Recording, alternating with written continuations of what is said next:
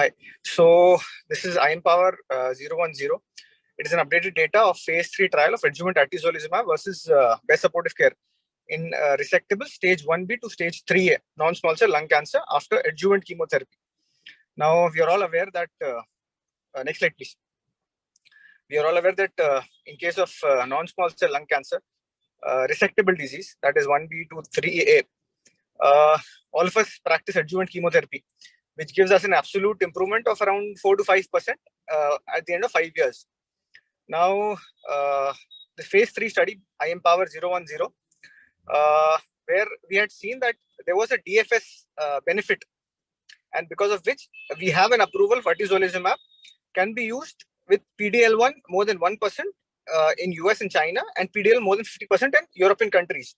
So they did give an approval of using atezolizumab in a maintenance phase post chemotherapy in adjuvant setting.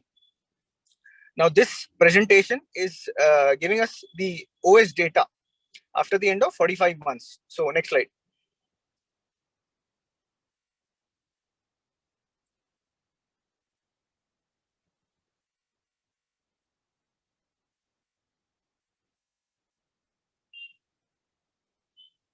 Next slide, please. Yeah, so it's a open label phase 3 data where patients with completely resected stage 1B, 3A non-small cell lung cancer, ECOG PS01 or tumor tissue of PDL1 analysis required, were given adjuvant chemotherapy around 1 to 4 cycles.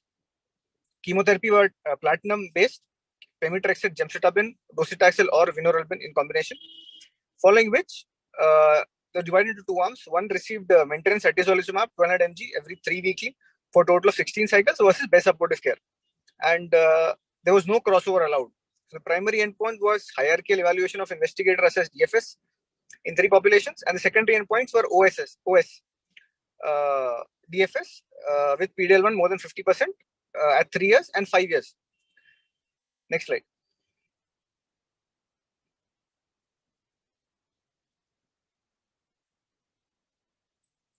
Now, if you look at the OS curves at the end of 5 years, with a mean follow-up of around 46 months, we see the curves nicely separating with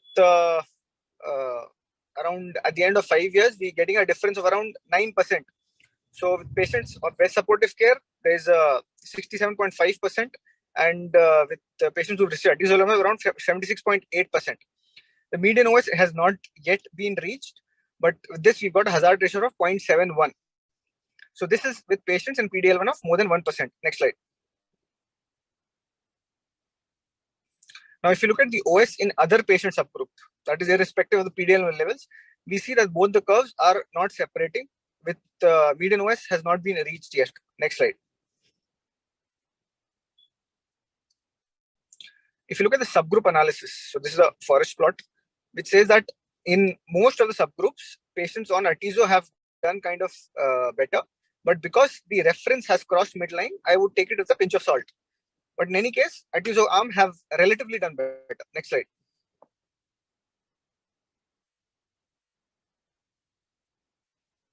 Now, OS by biomarker study. Now, this is seen that irrespective of the EGFR status, patients with a positive PDL1 level have done better on atezolizumab, especially patients with PDL level of more than 50%. So on the right, we see the curves which are nicely separating. Patients with excluding EGFR, PDL more than 50% have shown at the end of 5 years OS of around 84.8% versus 67.5%. So there's a significant, clinically significant difference with a hazard ratio of 0.42. Next slide. If you look at the safety profile, what safety data we had initially at the end of DFS, when we look at the end of 32 months, now comparing it with at the end of 46 months, there's not much difference, and most of the time the safety profile is kind of similar. Next slide.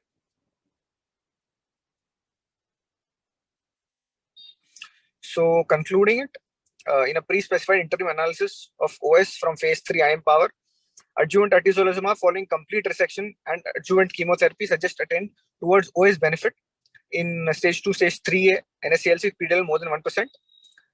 Hazard ratio of 0.71, so there's around 30% reduction in mortality. patients with PD-L1 more than 50%, there is more benefit, but we still have to wait for the final results. Safety profile, there's not much difference, and investigators concluded that these data continue to support previous findings of currently approved atezolizumab. So patients with a higher PD-L1 level, we can consider adjuvant atezolizumab after completion of adjuvant chemotherapy. I'll say because patients who are EGFR positive, we have a good data of osimertinib. So if patients are EGFR negative with a good PD-L1 level, I think we should consider adjuvant atezolizumab. Thank you. Thank you, Dr. Taha. So our next speaker is Dr. Aditi Mittal, Consultant Medical Oncologist at SMS Hospital, Jaipur. Sir, Dr. she's Aditi? joining in 2 minutes, sir. Okay, sure. So we shall wait then now. Yes, we should wait. Any discussions? Dr. Shantanu, any question for Dr. Yeah, Taha, any Dr. questions? Somani? Yeah, any questions? Most welcome. So for Dr. Taha, Dr. Somani, any questions? There is a question in the chat box.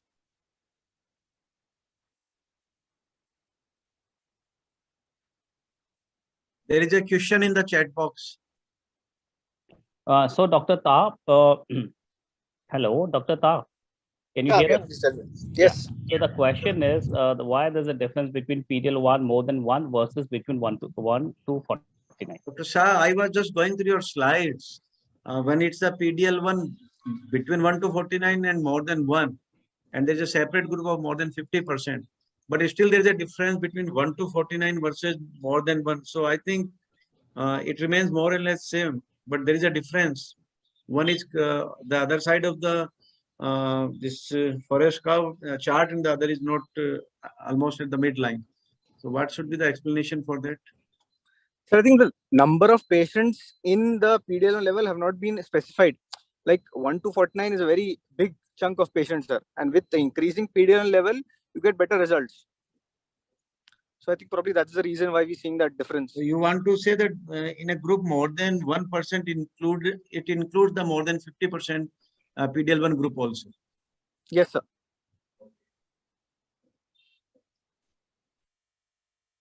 So, Dr. Somani, I have one question to Dr. Tara. Can I ask him?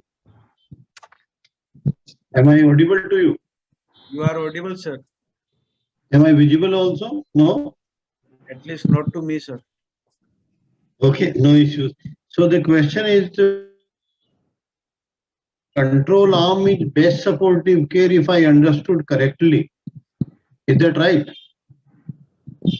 In randomization, one arm received Atezo and the other was control arm was best supportive care. That means after completing chemotherapy, they've not received any further treatment, sir. Okay, so everyone received chemotherapy. Everyone has received chemotherapy, sir. The randomization occurred after receiving chemotherapy. So Atezo gives a benefit over chemotherapy, sir. Atezo plus chemo is better than chemo alone. This is what the final conclusion is.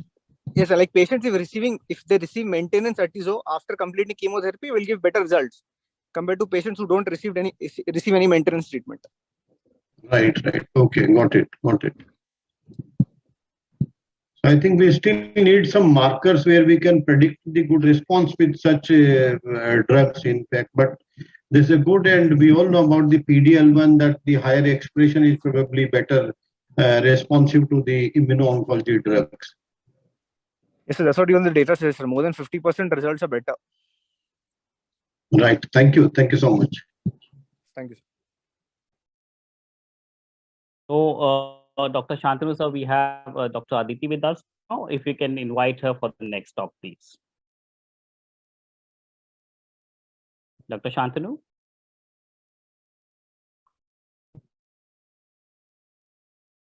Dr. Abhishek is here also.